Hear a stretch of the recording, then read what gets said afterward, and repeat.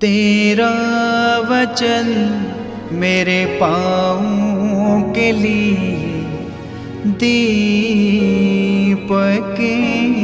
है और मेरे मार्ग का उजियाला है। तेरा वचन मेरे पाँव के लिए दीपक है। सर्वशक्तिमान पिता, पुत्र और पवित्र आत्मा के नाम में आमीन। ख्रिस्त में मेरे प्यारे भाइयों और बहनों, प्रभु यीशु मसीह के मीठे और मधुर सामर्थ्य नाम में आप सभी लोगों को जय यीशु। आइए हम लोग एक बार फिर से परमेश्वर के पवित्र सुसमाचार की ओर आगे बढ़ेंगे, क्योंकि ईश्वर ने मनुष्य के लिए जीवन का संदेश लेकर के आए हैं और उन्होंने कहा है कि जो मेरी वाणी को सुनता और उस पर चलता है वही मनुष्य अपने जीवन में ईश्वर के सारे कृपा को, उनके सारे वरदानों को ग्रहण करने पाएगा।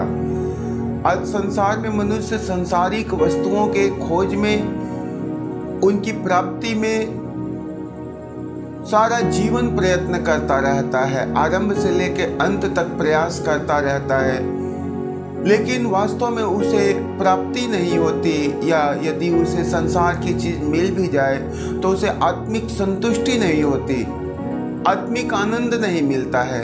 आज इसी बातों पर प्रकाश डालते हुए प्रभु अपने पवित्र वचनों में हमें और आप एक लोगों को ये बताना, ये सिखाना चाहते हैं कि हम परमेश्वर में आसक्त होकर उनके कृपा के पात्र बने।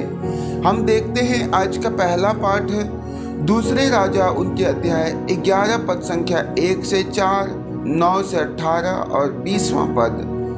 जब अहज्या की माता अतल्या ने देखा कि उसका पुत्र मर गया है तो वह समस्त राजकुल का विनाश करने लगी, परंतु राजा यहोराम की पुत्री और अहज्या की बहन यहोशेबा ने अहज्या के पुत्र योआश को चुपके से उन राजकुमारों से अलग कर दिया जिनकी हत्या हो रही थी, और उसे उसकी धाय के साथ शयन कक्ष में रखा।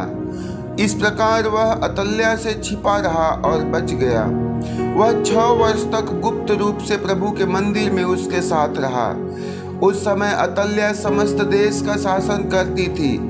7वें वर्ष यहोयादा ने कालिया के शतपतियों और अंगरक्षकों को बुला भेजा। उसने उन्हें प्रभु के मंदिर के अंदर ले जाकर उनके साथ समझौता कर लिया और शपथ दिलाकर उन्हें राजकुमार को दिखाया। यहोयादा ने राजकुमार योआश को बाहर लाकर उसे मुकुट और राज्य चिन्ह पहनाए और राजा के रूप में उसका अभिषेक किया। सब तालियां बजाकर चिल्ला उठे, राजा की जय। यहोयादा ने प्रभु राजा और जनता के बीच एक ऐसा विधान निर्धारित किया जिससे जनता फिर प्रभु की प्रजा बन जाए। इसके बाद देश भर के लोगों ने बाल के मंदिर जाकर उसे नष्ट कर दिया। उन्होंने वेदियों और मूर्तियों के टुकड़े टुकड़े कर दिए और बाल के पुरोहितों मत्तान को वेदियों के सामने मार डाला। याजक ने प्रभु के मंदिर पर पहरा बैठा दिया।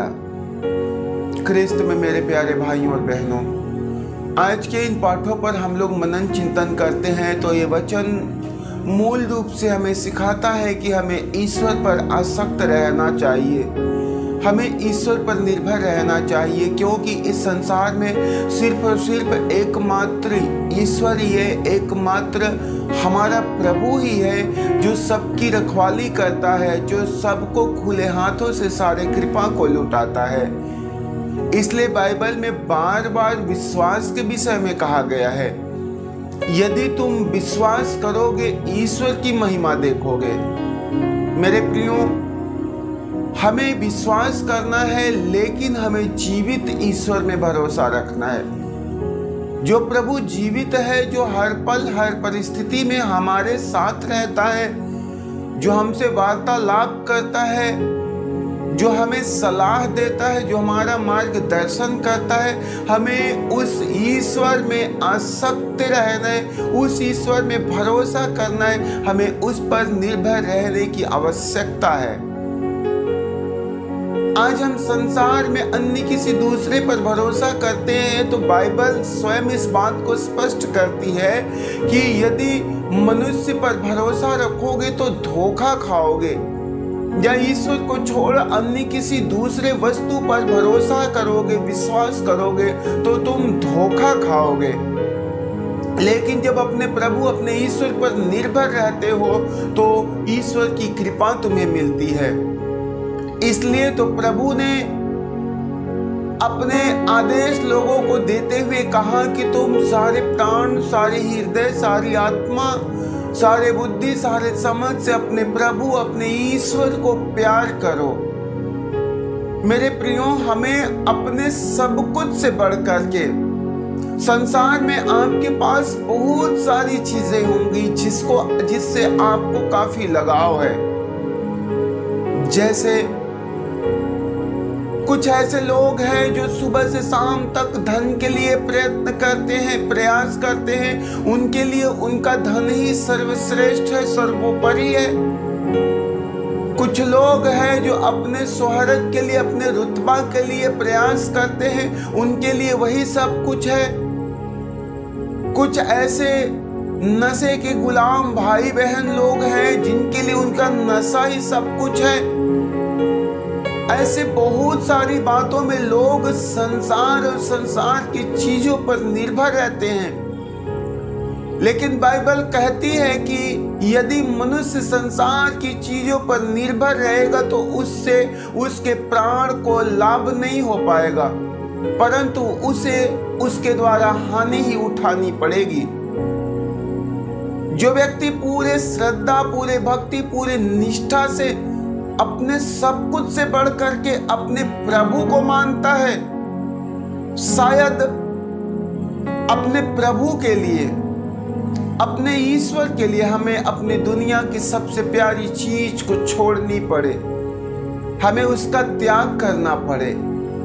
और ऐसे में जब हम अपने प्रभु के लिए सब कुछ को छोड़ते हैं मेरे प्रियो, ऐसी स्थिति में, ऐसे परिस्थिति में हम अपने प्रभु को प्रेम करते हैं। अन्यथा यदि हम संसार की चीज के लिए अपने प्रभु को छोड़ दें, संसार की प्राप्ति के लिए यदि हम ईश्वर को छोड़ दें तो हम ईश्वर को कभी प्यार नहीं कर सकते। धर्म ग्रंथ बाइबल बतलाती है कि तुम सारा संसार तो प्राप्त कर लो, परंतु यदि तुम्हें तुम्हारे प्राण की ही हानि उठानी पड़े तो इससे तुम्हें क्या लाभ है। मेरे भाइयों, मेरी बहनों, संसार की चीज तो हमें मिल गई, लेकिन उस चीज का भोग विलास करने के लिए, उसका इस्तेमाल करने के लिए, उसका आनंद उठाने के लिए यदि हमारा जीवन ही ना बचे तो ऐसे संसार की चीजों से क्या लाभ है। इसलिए वचन कहता है कि तू अपने सारे प्राण, सारे हृदय, सारी आत्मा, सारे बुद्धि से अपने प्रभु को प्यार करो। हम लोग धर्म ग्रंथ बाइबल में देखते हैं सुलेमान के विषय में। सुलेमान जो अपने पिता दाऊद की संतान थे और आरंभिक समय में वे उसी प्रकार स्वर्गीय पिता की महिमा करते थे, उन पर निर्भर रहते, उनकी सेवा करते थे। लेकिन अनेक पत्नियां होने के कारण उनके बात, उनके विचार, उनके व्यवहार जब सुलेमान के जीवन में प्रवेश करते हैं, उनके सोच विचार जब उनके विचार में प्रवेश करते हैं, ऐसे में उनका मन भटक जाता है। ऐसे में वह संसार और संसार की चीजों पर निर्भर हो जाते हैं, उनकी महिमा करते हैं, उनकी उपासना करते हैं, उनको दंडवत करते हैं, उन्हें प्रणाम करते हैं।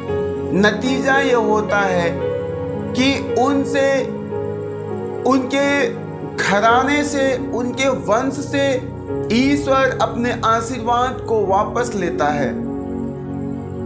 उनके दुर्व्यवहार के कारण, पाप भरे कर्मों के कारण ईश्वर की बरकत उनके जीवन से निकल जाती है। ईश्वर का सामर्थ्य अब उनके जीवन में पहले जैसा नहीं रहता। मेरे भाइयों, मेरी बहनों, आप जहां कहीं भी हो, जहां से भी प्रभु के वचन को सुन रहे हो, याद रखना, आपके लिए आसमान के नीचे इस संसार में यीशु नाम के सिवा कोई दूसरा नाम नहीं दिया गया है। इस बात को भली भांति याद रखना। और एक वही नाम है जो हमें हमारे पापों से आजाद करता है, जो हमें हमारे गुनाहों के बंधनों से में छुड़ा लेता है, जब हम उनमें विश्वास करते, पूर्ण रूप से उन पर निर्भर रहते हैं। तो इसलिए अपने प्रभु में निर्भर रहना सीखिए। आज हम लोग देखते हैं, वचन कहता है, संत मत्ती का सुसमाचार उनके अध्याय 6 पद संख्या 19 से 33 तक में हम लोग पढ़ते हैं, पृथ्वी पर अपने लिए पूंजी जमा नहीं करो जहां मोर्चा लगता है, कीड़े खाते हैं। बाइबल कहती है कि तुम पृथ्वी पर अपने लिए पूंजी जमा मत करना, संसार में अपने लिए बैंक बैलेंस मत बनाना जहां पर मूर्छा लग जाता है, कीड़े खा जाते हैं। वचन कहता है कि चोर सेंध लगाकर चुराते हैं, तुम अपनी पूंजी स्वर्ग में जमा करो जहां न तो मूर्छा लगता है, न कीड़े खाते और न चोर सेंध लगाकर चुराते हैं, क्योंकि जहां तुम्हारी पूंजी है वहीं तुम्हारा हृदय भी होगा। आंख शरीर का दीपक है, यदि तुम्हारी आंख अच्छी है तो तुम्हारा सारा शरीर प्रकाशमान होगा, किंतु यदि तुम्हारी आंख बीमार है तो तुम्हारा सारा शरीर अंधकार में होगा। इसलिए जो ज्योति तुम में है, यदि वही अंधकार है तो यह कितना घोर अंधकार होगा। मेरे प्रियो, वचन हमें और आप एक लोगों को बताता है कि आप अपनी पूंजी स्वर्ग में जमा करें, स्वर्ग में इकट्ठा करें, इस संसार में नहीं, क्योंकि संसार में जमा की हुई पूंजी में जंग लग जाता है, मोर्चे लग जाते हैं, कीड़े उसे खत्म कर देते, बर्बाद कर देते हैं। आप कितना भी संपत्ति कमा करके क्यों न रख दो, आप देखो आपकी वह संपत्ति सदा सदा के लिए बनी नहीं रहेगी, वह नष्ट होती रहेगी, वे आती और जाती रहेगी। प्रभु इस बात पर प्रकाश डालते हैं कि मनुष्य सारा जीवन तो परिश्रम करता है उस नाशवान पूंजी के लिए जो कभी उसका साथ नहीं दे पाती है, परंतु प्रभु आज एक ऐसी पूंजी के विषय में हमें बताते हैं जो पूंजी एक अक्षय पूंजी है, जो कभी नष्ट नहीं होती, जो कभी समाप्त नहीं होती, और वह पूंजी है स्वर्ग में जमा की हुई संपत्ति। मेरे भाइयों, मेरी बहनों, आप स्वर्ग में कैसे पूंजी जमा कर पाओगे? वहां के लिए आपका कौन सा सेविंग अकाउंट है, कौन सा बचत खाता है, कौन सा फिक्स डिपॉजिट है? आप किस अकाउंट के द्वारा स्वर्ग में अपनी पूंजी जमा कर पाओगे? मेरे भाइयों और मेरी बहनों, प्रभु ने कहा हुआ कि जो बातें मैं तुम्हें सिखाता हूँ, जो बातें मैं तुमको बताता हूँ, वह बात तुम अपनी संतान को बताओ, वह बात तुम अपने आने वाली पीढ़ियों को बताओ और वे उसका पालन करते रहे, जिससे मेरा मुक्ति विधान अनादि काल तक उन पर बना रहे, मेरी कृपा, मेरा अनुग्रह सदा सर्वदा उन पर बना रहे। मेरे प्रियो, जब हम प्रभु के वचन पर चलते हैं, उनकी आज्ञा का पालन करते हैं, तो ईश्वर ने जो वादा हमसे किया था, हमारे पूर्वजों से किया था, उन वे अपने वादा में सदा बने रहते हैं। लेकिन जब हम उनके आज्ञा को ठुकराते हैं, हमारा ऐसा स्वभाव हमें ईश्वर की कृपा से वंचित करता है, हमें उनसे अलग करता है। हम अपनी पूंजी स्वर्ग में जमा करने के लिए इस बात को सदैव स्मरण रखें कि हमें अपने स्वर्गीय पिता के कामों को करना है, हमें ईमानदारी से उनके वचन का पालन करना है, हमें वही करना है जो हमारे प्रभु हमारे ईश्वर को प्रिय है। मेरे भाइयों मेरी बहनों, संतमती के सुसमाचार उसके अध्याय 25 में हम लोग पढ़ते हैं कि संसार में तुमने मेरे छोटे से छोटे भाइयों में से किसी एक में यदि तूने मुझे देख करके उनकी सेवा की, उनकी सहायता किया, उनका मदद किया, उनका देखभाल किया, तो तूने मेरा ही सेवा किया, मेरी ही सहायता की, मेरा ही मदद किया। और ऐसे में तू अपनी कृपा से कभी वंचित नहीं होने पाएगा। ऐसे में तू सदा ईश्वर की कृपा का पात्र बन जाएगा। हमें और आप एक एक लोगों को इस बात को स्मरण रखना है। एक विश्वासी जीवन का मतलब सिर्फ और सिर्फ ये नहीं कि हम सिर्फ सत्संग जाएं, वचन सुने, वचन बोले, बड़ी बड़ी प्रार्थनाएं करें, अनोखी भाषाएं बोले, भविष्यवाणियां करें, चमत्कार दिखाएं। सिर्फ ये सत्संग का मतलब नहीं है। मेरे प्रियो, हमें खुद परमेश्वर का वचन बनना है। हमारे चाल चलन से, हमारे बोली से, हमारे व्यवहार से, हमारे एक एक काम से हमारे स्वर्गीय पिता की महिमा होनी चाहिए। सिर्फ हम बात को बनाने वाले ना रहें, वचन को सुनाने वाले ना रहे। वचन कहता है कि तू वचन के श्रोता मत बनो, उसके पालन करता बनो। वचन के जानकार ही मत बनो, उस जानकारी को अपने जीवन में उतारना सीखो, और तब कहीं जाकर के हम ईश्वर के राज्य में अपने लिए स्वर्गीय अक्षय पूंजी जमा कर पाएंगे, स्वर्ग में अपने लिए संपत्ति खड़ा कर पाएंगे। मेरे भाइयों मेरी बहनों,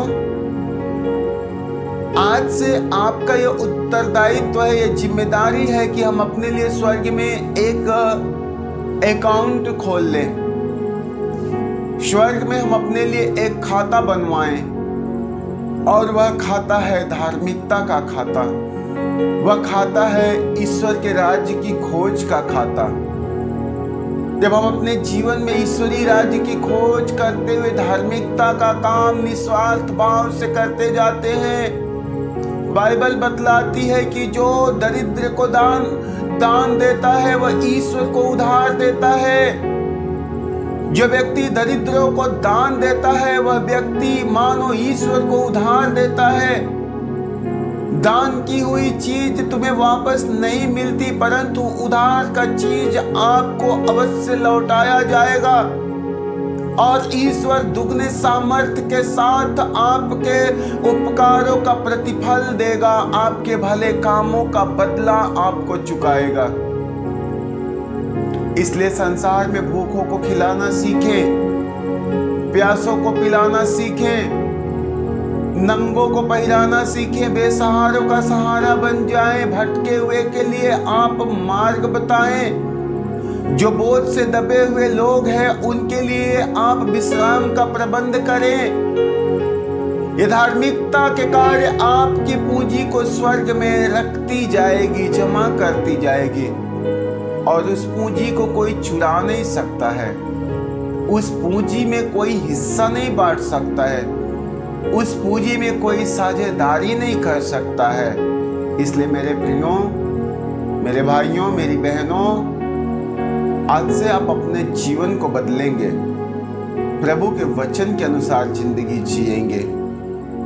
संसार की संपत्ति के पीछे मत भागना। संसार की संपत्ति कितना भी रहे ना, लोग उसमें हिस्सेदारी कर लेंगे। आपके चले जाने के बाद आपके संतान, आपके बच्चे आपकी सारी संपत्ति को बांट लेंगे। आप क्या लेकर के गए? जिस संपत्ति को कमाने के लिए आपने अपना सेहत, अपना स्वास्थ्य खो दिया, अपना उम्र बर्बाद कर दिया, वह संपत्ति आपको मिली तो जरूर, लेकिन जाते समय आप उसमें से कितना लेकर के गए, इस बात में विचार करना।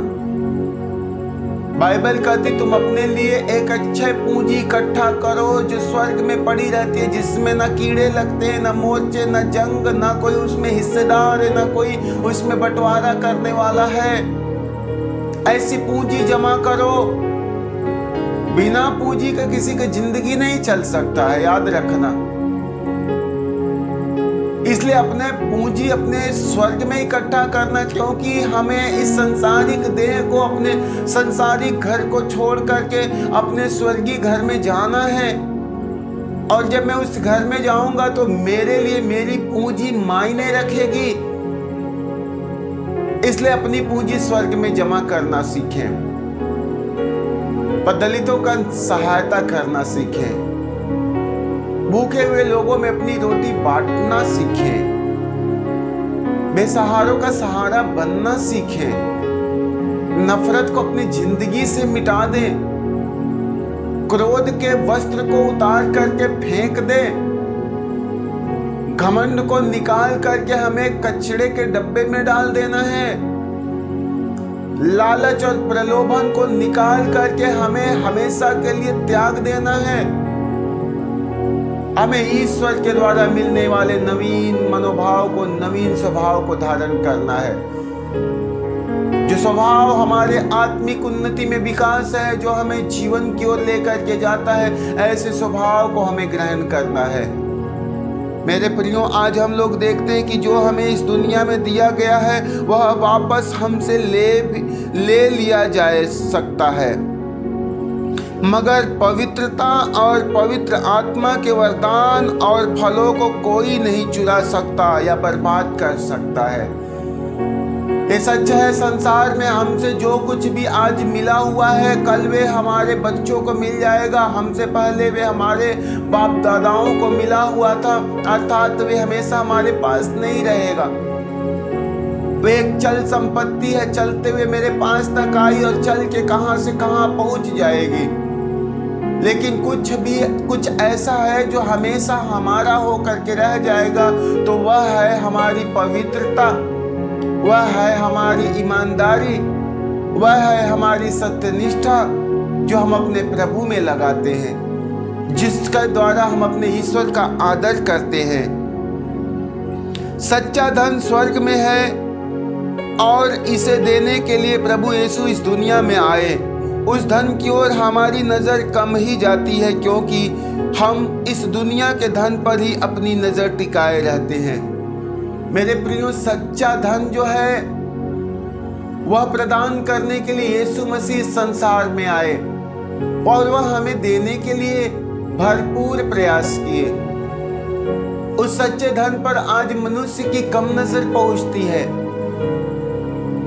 इस सांसारिक धन संपत्ति के लिए तो बिना बताए मनुष्य प्रयत्न करता है, लेकिन सच्चे धन पर मनुष्य की कम नजर पड़ती है, क्योंकि मनुष्य संसार के धन पर, संसार की वस्तुओं पर अपनी नजर लगा करके रखते हैं। इस कारण हमारी आंखें अंधकार में हो जाती है। सुलेमान का हृदय ईश्वर के प्रति अपने पिता दाऊद के समान पूर्ण रूप से ईमानदार नहीं रहा, क्योंकि उसकी आंखें भी दुनिया के मोह के कारण अंधकार में हो गई। मेरे प्रियो, जब हम संसार और संसार की चीजों के पीछे पड़ जाते हैं तो हमारी आंखें अंधकार से भर जाती है, क्योंकि अब उसमें कोई प्रकाश नहीं है। सुलेमान का जीवन भी अब अपने पिता दाऊद के समान ईश्वर के प्रति ईमानदार नहीं रहा, क्योंकि वचन कहता है कि उसकी पत्नियों की बात मानकर वह अन्य देवताओं की उपासना शुरू कर देता है। सुलेमान अपने पत्नियों की बात मान करके अन्य देवताओं की महिमा करता, उनकी उपासना करता, उनको दंडवत करता है। ईश्वर द्वारा चेतावनी पाने के बावजूद सुलेमान अपनी आदतों में सुधार नहीं लाते हैं। ईश्वर ने चेताया, ईश्वर ने उन्हें मार्ग बताया, लेकिन फिर भी सुलेमान अपने जीवन में सुधार नापसंद करते हैं। वह ईश्वर के पीछे नहीं चलते हैं। इसलिए इसीलिए राज्य उनकी संतति से दूर होने की बात ईश्वर ने की। सुलेमान के ऐसे कठोर स्वभाव, कठोर व्यवहार के कारण ईश्वर ने सुलेमान की संतति से, उनके वंश से ईश्वरीय राज्य दूर होने का वायदा करते हैं। मेरे प्रियो, ठीक ऐसा ही हमारे और आपके जीवन में होता है। जब हम प्रभु के उपस्थिति से, उनकी आज्ञाओं से दूर जाते हैं, समस्याएं हमारे घर में, हमारे परिवार में स्वतः चली जाती है। प्रभु की बरकत चली जाती है, उनकी कृपा चली जाती है, उनकी उपस्थिति चली जाती है, क्योंकि अब हम अपने मन से चलते हैं, अब हम अपने विचार पर चलते हैं, अपने बुद्धि पर चलते हैं। और धर्म ग्रंथ बाइबल कहती है कि जो मनुष्य अपने ज्ञान, अपने बुद्धि, अपने समझ का सहारा लेगा वह धोखा खाएगा। इस बात को जरूर गहराई के साथ अनुभव करना। जब जब आपने अपने ज्ञान पर चला है ईश्वर को छोड़ करके, क्या आपको लाभ हुआ है या हानि हुआ है? वचन आपको स्पष्ट समझा देगा। ये मैं नहीं कहता, बाइबल स्वयं कहती, प्रभु का वचन स्वयं कहता है कि जो अपने ज्ञान, अपने बुद्धि, अपने समझ का सहारा लेगा वे धोखा खाएगा।